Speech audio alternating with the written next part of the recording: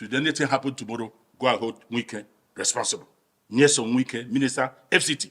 You can imagine to the extent of trying to take away somebody's life because he came out to say your actions in Rivers State are wrong, and also expose that you are planning to run against your so-called boss, the president of Nigeria. So guys, this is Mr. Dan Anyanwu, the man that came out to say Wike is planning to run against Tinubu, that all the shenanigans you've seen him doing are just eye service. He has an interior motive. So that actually angered Wike, and like you can see, Mr. Dan Anyanwu is saying that an agent of Wike almost took away his life, after threatening him that he should never come out again to say anything that is from the negative perspective, about Wike. So guys, you can see the desperation for power in the lives of these politicians. You can imagine, to the point of trying to take away the life of somebody because he came out to say you are planning to run against Tinubu in 2027 and that your actions in Rivers State are wrong. That is why, his life should be ended. Since our last interaction here, some unknown persons have been following me with vehicles, and I've been monitoring.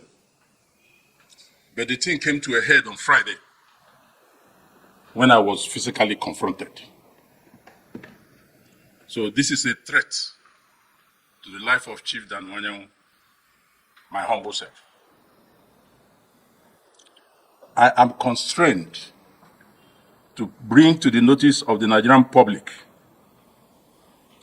the unprovoked threat to my life by a notorious agent of the former governor of Rivers State and now Minister of Federal Capital Territory, Chief Nyesom Wike, by name Mr. Moses Emmanuel.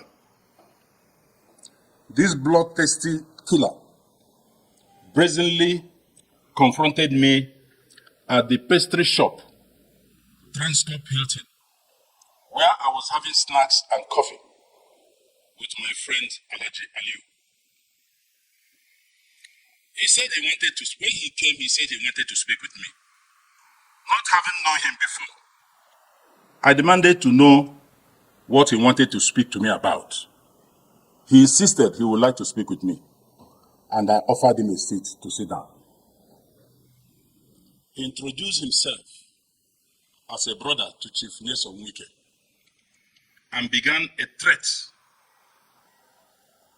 to my life, making reference to the television interview I granted, where I expressed my personal views on the avoidable crisis in Rivers State, which was being orchestrated and fueled by the followers of the former governor by his instinct against the incumbent governor, Chief Simi Fubara. Most well-meaning Nigerians and leaders have at various times, since the crisis began, expressed their views, concerns about the threatening explosion in that critical state of Nigeria.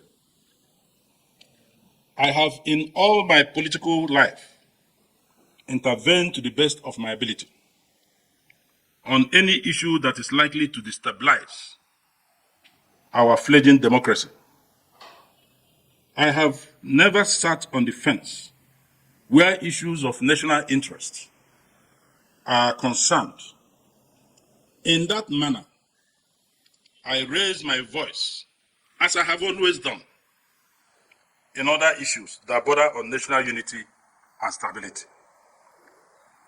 I express my concern on Chief Wike's interference and meddlesomeness in the governance of Rivers State, a state he governed for 8 uninterrupted years. I was concerned that if law and order should break down in Rivers State, its impact on already poor economic situation in the country will further deteriorate and may snowball into a larger bigger conflagration in a country that is already restive with many unimaginable, unmanageable flashpoints. No patriotic political leader will see such impending danger and not stand boldly and forthrightly to be counted among the peacemakers to reduce the tension in Rivers State. It is this interview that I granted to express my personal views and made suggestions on the burning issues of Rivers State crisis that apparently angered Chief Wike to dispatch his hitman to threaten me with elimination if I venture to speak on the matter of Rivers and Wike again. This wild dog became so vociferous in his threats that others around the pastry corner had him. And this attracted the security agencies in the Transcorp Hilton. They took him to the basement of the hotel for interrogation. He was interrogated, and the colleague with him, who did not disclose his identity, told him to call the minister. Call the minister. Call the minister. And he made frantic efforts. The call got through, and he spoke to somebody. His phone, shortly after that call, he made another call. The third call came, and he wanted to hand over the phone to me. I said I was not going to talk to anybody. He pleaded and pleaded. I said no. He told the man on the other side, he said he would not speak to you. The man said, tell Chief Dan, it is Chukwuemeka Nwoke that wants to talk to him. Then I took the phone. Immediately I took the phone. I said, Emeka, you and your boss Wike has sent your hitmen to kill me. He said, no, nobody's going to kill you. The man is here. He said he will shoot me, he will kill me. And he's calling you. He has called the minister. He's calling you, which means you are aware that he was with me in Transcorp. I said I will not speak with him again. He said, please, we are in Port Harcourt. We are coming back on Monday, and I will see you. I said that won't be necessary. Emeka Nwoke was Wike Chief of Staff as governor. He also has a federal appointment here now in Abuja. Well, that was that. The security men who intervened, Transcorp Security, Police, DSS, and Army, I didn't know they have all that squad there, asked me what I would want to do. At this point, I told them I would want to press a charge of threat to life. I believe the hotel management, with the standard of Transcorp Hotel, must have the footages through their CCTV. What I have stated here for the purpose of verification. And I also believed that DSS opened a thorough investigation. We verify and corroborate the telephone conversation between me and Chief Emeka Nwoke. I wish to seize this opportunity to draw the attention of the President, Commander-in-Chief of the Armed Forces of the Federal Republic of Nigeria, Chief Bola Ahmed Tinubu, of the involvement of a cabinet minister in his cabinet, in the person of Chief Wike, FCT minister, in the threat to my life. I similarly draw the attention of the Inspector General of Police, Director General DSS, National Security Advisor, and the general public to this ugly situation, which, if not nipped in the bud, will degenerate to a point where a Nigerian will no longer be safe anymore to express his opinion on national issues, even as the Constitution of the Federal Republic of Nigeria guarantees freedom of expression as an inalienable right of every Nigerian citizen. Should anything happen to me and any member of my family, henceforth, the president, Nigerian citizens should not look far from who did it. I was able to obtain an undertaking and a letter of apology from the same Moses Emmanuel for threatening my life. That is a copy of the undertaking and the letter of apology threatening my life in transcorp. His pictures are here. And I have referred to, you see, Transcorp Hotel is a very good hotel that there are cameras. You can't pick a pin in Transcorp, they won't get you. So I have called on them to go into the CCTV. They should start with the pastry corner. I sat coolly with Alhaji Aliu on my table alone when they walked in. And I want to state that trusting that the president will take the matter seriously, I demand that I'm provided with adequate and enough security to protect myself and my family. I further demand that Chief Nyesom Wike should sign an undertaking that he will be held responsible just as his agent has signed, which I have shown you the copy of his undertaking here. If anything unwholesome happens to me and my family, I want to add, I am undeterred. I didn't join politics because of Nyesom Wike. I have been consistent. And I have done a check on who Moses Emmanuel is. That's why I'm not calling him a killer. He's the one that did all the dirty jobs in Rivers. This was the report I got. He has moved here with his men. And why am I calling the president? Because those things that were happening in Rivers will soon start happening in Abuja. So the president should not look far. We cannot run away because of one man. We have been in this game. He should be ready to kill more people. What did I say that angered him? Because I revealed what he had in his heart, that he will run against President Tinubu, which is true.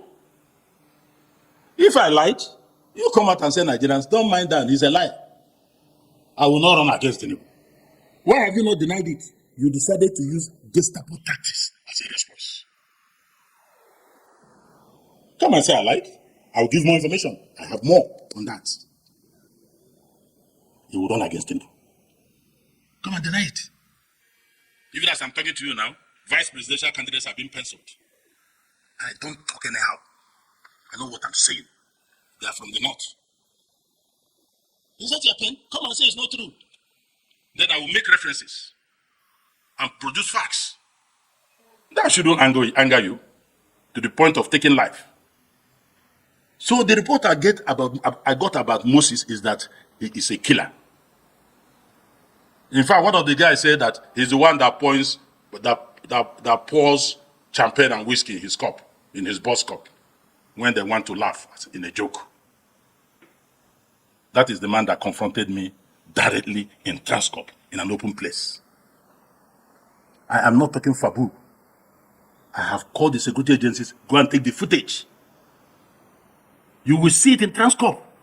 And he has already written an apology and undertaken. But that is not enough. That's why I'm bringing this conference so that Nigerians will know.